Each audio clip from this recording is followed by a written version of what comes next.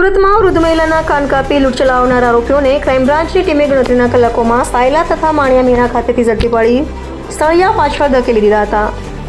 સુરત શહેરના ઉત્તરાયણ વિસ્તારમાં વૃદ્ધ મહિલાના કાન કાપી સોનાની બુટ્ટી લૂંટી ફરાર થયેલા આરોપીઓને ક્રાઇમ બ્રાન્ચે ગણતરીના કલાકોમાં ઝડપી પડ્યા છે.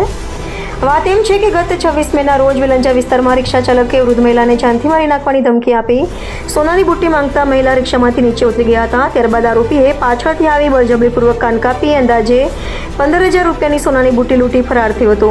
ઘટનામાં મહિલાના કાનમાં ગંભીર ઇજા થતાં 7 ટાંકા આવ્યા હતા. ઘટનાની ગંભીરતા ધ્યાનમાં રાખી સુરત પોલીસ ક્રાઇમ બ્રાન્ચની અલગ અલગ ટીમો તપાસમાં જોડાઈ હતી. ટેકનિકલ સર્વેલન્સ અને હ્યુમન ઇન્ટેલિજન્સના આધારે પોલીસે ચોટીલાના ઋતિક સંજયભાઈ કાવિઠિયા અને કાજલબેન જોગિંદર શર્માને ઝડપી પડ્યા છે.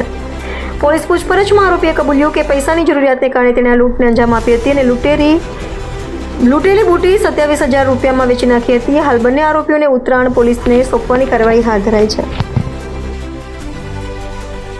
રોજ આજથી 3 દિવસ પહેલાં સુરતના ઉત્તરાયણ પોલીસ સ્ટેશન વિસ્તારમાં વેલંજા સર્કલથી કેટલાઇઝર સ્કૂલ તરફ જવાના રોડ પર એક માજીને રિક્ષામાં બેસાડીને એક ભાઈ અને બેન સાથે જઈ રહ્યા હતા. થોડા આગળ જઈ રિક્ષામાં જે માજીને બેસાડેલા હતા રિક્ષા ડ્રાઈવર અને પેલા બેને એને ધમકાવી એની પાસેના કાનમાં પહેરેલા એરિંગ્સને આપી દેવા માટે ધમકાવ્યા.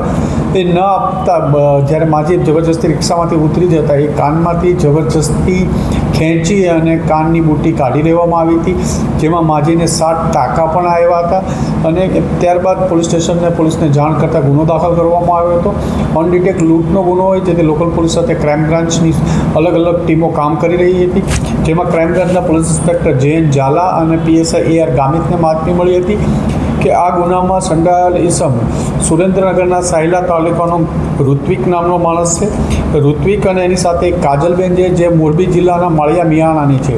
ક્રાઇમ બ્રાન્ચની ટીમે જે કાલ બંનેને ત્યાંથી પકડી લાવી અહીંયા લાવી પૂછપરછ કરતાં બંને પાસેથી ઓરિજિનલ મુદ્દામાલ જે કાનમાં ગયેલી બુટ્ટી મળી આવેલી છે, તેમજ એની પાસેથી રિક્ષા પણ ત્યાં કન્ફર્મ કરીને રિક્ષા પણ જે લૂંટમાં વપરાયેલી હતી એ સુરેન્દ્રનગર જિલ્લામાં પડી છે, ત્યાં એ કબજે લેવા માટે અન્ય ટીમ રવાના કરવામાં આવી છે.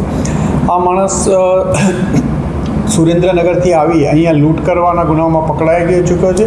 અગાઉ પણ આવા બનાવોમાં સંડોવાયેલ હોવાની પૂરી શક્યતાના આધારે એની પૂછપરછ કરાઈ રહી છે. અને આમ ઓરિજિનલ મુદ્દામાલ અને આરોપીઓ ખૂબ જ ટૂંકા સમયમાં શોધી કાઢવામાં ક્રાઇમ બ્રાન્ચની ટીમને સફળતા મળી છે અને આગળની તપાસ ચાલુ છે. આ બાબતે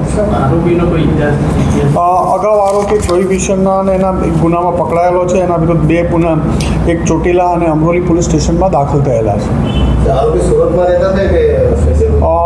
એ સુરતમાં આવજાવ કરે છે. સુરત રહેતો નથી પણ સુરતમાં આવજાવ કરે છે.